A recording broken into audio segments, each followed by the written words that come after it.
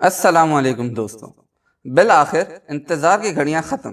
جیسا کہ ہم نے آپ سے وعدہ کیا تھا، رمضان المبارک کے اس بابرکت مہینے کے آخری عشرے میں ہم آج سے اپنے بہت ہی مبارک سلسلے کا آغاز کرنے جا رہے ہیں، سیرت سیریز۔ تو اب بغیر وقت ضائع کیے ہم بڑھتے ہیں سیرت مبارکہ کی پہلی قسط کی طرف، قریش اور بنی ہاشم کا تعارف۔ پیارے بچوں، یہ کئی سو سالوں پہلے کی بات ہے کہ جزیرۃ العرب میں ایک مشہور قبیلہ رہتا تھا۔ یہ قبیلہ قریش کے نام سے جانا جاتا تھا، جو خاص طور پر مکے میں آباد تھا۔ اس قبیلے کی خاص بات یہ تھی کہ یہ خانہ کعبہ کا متولی یعنی اس کے انتظامات سنبھالنے والا قبیلہ تھا۔ دور دور سے خانہ کعبہ کے لیے حج کرنے جو لوگ آتے تھے، ان کو ٹھہرانا، کھانا کھلانا، پانی پلانا اور کعبہ شریف کے دوسرے کاموں کی دیکھ بھال کرنا اسی قبیلے کے ہاتھوں میں تھا۔ اسی وجہ سے اس قبیلے کو پورے عرب میں ایک باعزت مقام حاصل تھا۔ قبیلہ قریش میں کئی بڑے بڑے خاندان تھے، جن میں سے ایک کا نام بنی ہاشم تھا۔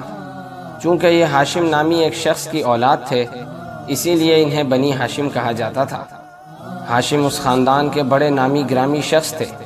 حجاج کرام کو دل کھول کر کھانا کھلاتے اور پینے کے لیے چمڑے کے حوضوں میں پانی بھرواتے تھے۔ یہ ایک طرح سے مکہ کے امیر تھے۔ ہاشم کا ایک بیٹا تھا جن کا اصل نام تو شیبہ تھا، مگر وہ عبد المطلب کے نام سے مشہور تھے۔ ایک دن عبد المطلب خانہ کعبہ کے حتیم میں سو رہے تھے کہ انہوں نے خواب میں ایک شخص کو دیکھا، جس نے ان سے کہا کہ برہ کو کھودو۔ انہوں نے دریافت کیا کہ برہ کیا ہے، تو وہ شخص چلا گیا۔ اگلے روز پھر اسی جگہ وہ سو رہے تھے کہ خواب میں وہ شخص پھر سے آیا اور کہنے لگا کہ مظنونہ کو کھودو۔ عبد المطلب نے دریافت کیا کہ مظنونہ کیا ہے، تو وہ شخص چلا گیا۔ پھر تیسرے روز دوبارہ وہ خواب میں آیا اور کہنے لگا کہ طیبہ کو کھودو۔ انہوں نے پھر پوچھا کہ طیبہ کیا ہے، تو وہ شخص پھر سے چلا گیا۔ چوتھے روز پھر سے اسی جگہ یہ خواب دیکھا۔ وہ شخص کہہ رہا تھا کہ زمزم کو کھودو۔ انہوں نے اس سے پوچھا کہ زمزم کیا ہے، تو اس شخص نے جواب دیا، وہ پانی کا ایک کنواں ہے کہ جس کا پانی نہ کبھی ٹوٹتا ہے اور نہ کبھی کم ہوتا ہے، بے شمار حجاج کو سیراب کرتا ہے۔ اور پھر اس جگہ کی کچھ نشانیاں اور علامتیں بتائیں کہ اس جگہ کو کھودو۔ اس طرح بار بار دیکھنے اور نشانات کے بتائے جانے سے عبد المطلب کو یقین ہو گیا کہ یہ خواب سچا ہے۔ تو بچوں، کیا آپ کو پتہ ہے کہ یہ زمزم جس کو کھودنے کا کہا گیا تھا کیا ہے؟ جی ہاں، یہ وہی کنواں ہے جو حضرت ابراہیم علیہ السلام کے زمانے میں جاری ہوا تھا۔ بہت لمبا عرصہ گزر جانے کی وجہ سے اس کنویں کا نام و نشان تک مٹ چکا تھا۔ خواب دیکھنے کے بعد عبد المطلب نے کدال اور پھاوڑا لیا اور اپنے ایک بیٹے حارث کے ساتھ اس جگہ پہنچ گئے جس جگہ کی نشانیاں اور علامتیں خواب میں بتائی گئی تھیں، اور نشانات کے مطابق کنویں کو کھودنا شروع کیا۔ عبد المطلب کھودتے جاتے تھے اور حارث مٹی اٹھا اٹھا کر پھینکتے جاتے تھے۔ اس طرح انہوں نے اس کنویں کو صاف کر کے پھر سے درست کیا۔ عبد المطلب کے 10 جوان بیٹے تھے، ان میں سے ایک کا نام عبداللہ تھا۔ ان سب بیٹوں میں اپنے والد کے سب سے زیادہ چہیتے، پیارے اور عمر میں سب سے زیادہ چھوٹے بیٹے عبداللہ ہی تھے۔ عبداللہ جب 17 برس کے ہوئے تو قریش کے ایک اور بہت معزز خاندان بنی زہرہ کی ایک لڑکی سے ان کی شادی ہوئی۔ ان کا نام بی بی آمنہ تھا۔ حضرت عبداللہ شادی کے بعد تھوڑے عرصے بعد ہی وفات پا گئے۔ حضرت عبداللہ کی وفات کے چند ماہ کے بعد حضرت بی بی آمنہ رضی اللہ تعالی عنہ کے یہاں ایک بچہ پیدا ہوا۔ اس بچے کی پیدائش کے وقت پورا گھر نور سے بھر گیا، اور جب ان کی والدہ ماجدہ نے ان کی طرف دیکھا تو انہیں سجدے میں پڑا پایا۔ اس بچے کی پیدائش 12 ربیع الاول پیر کے دن 571 میلادی کو ہوئی تھی۔ اسی رات ایک یہودی نے قریش سے کہا، آج دنیا کی آخری امت کا نبی پیدا ہوا ہے، اس کے کندھوں کے درمیان نبوت کی مہر ہے، اس کا دنیا بھر میں چرچا ہوگا۔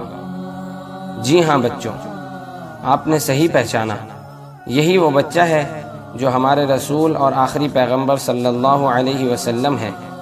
جن کے پیدا ہونے کی دعا حضرت ابراہیم علیہ السلام نے اللہ سے مانگی تھی، اور حضرت عیسیٰ علیہ السلام نے اپنے بعد ان کے آنے کی خوشخبری سب کو سنائی تھی، جو ساری دنیا کی قوموں کے رسول بننے والے تھے۔ اسی رات یہ واقعہ بھی پیش آیا کہ کسریٰ کے محل میں زلزلہ آیا، جس سے محل کے 14 کنگرے گر گئے۔ اگلے دن صبح بادشاہ بہت پریشان تھا۔ اس نے دربار بلایا اور امیروں اور وزیروں کو جمع کیا۔ اچانک دربار میں یہ خبر پہنچی کہ فارس کے آتش کدے کی جو آگ 1000 سال سے مسلسل جل رہی تھی، آج دفعتاً بجھ گئی اور دریائے ساوا خشک ہو گیا۔ اس سے بادشاہ کی پریشانی میں اضافہ ہو گیا۔ ادھر سے دربار میں ایک مذہبی پیشوا نے کھڑے ہو کر بتایا کہ اس نے رات ایک خواب دیکھا ہے کہ طاقتور اونٹ عربی گھوڑوں کو کھینچے لیے چلے جا رہے ہیں اور دریائے دجلہ سے پار ہو کر تمام ممالک میں پھیل گئے ہیں۔ فارس کے بادشاہ کسریٰ نے اس سے پوچھا کہ اس خواب کی تعبیر کیا ہے، تو اس نے کہا کہ شاید عرب کی طرف سے کوئی عظیم الشان حادثہ پیش آنے والا ہے۔ بادشاہ کی اس بات سے تسلی نہ ہوئی۔ اس نے ایک عیسائی عالم کو بلوایا تاکہ اس سے اپنے سوالات کے جوابات دریافت کر سکے۔ اس عالم کا نام عبد المسیح تھا۔ عبد المسیح جب بادشاہ کے دربار میں حاضر ہوا تو بادشاہ نے اس کو تمام واقعات بیان کر کے دریافت کیا کہ کیا تمہیں اس بارے میں علم ہے؟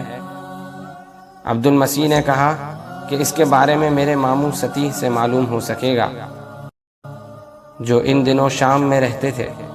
عبد المسیح جب ستیح کے پاس پہنچا اور اسے پوری بات بتائی تو ستیح نے کہا، خوب سن لو، اللہ کا آخری نبی پیدا ہو گیا ہے۔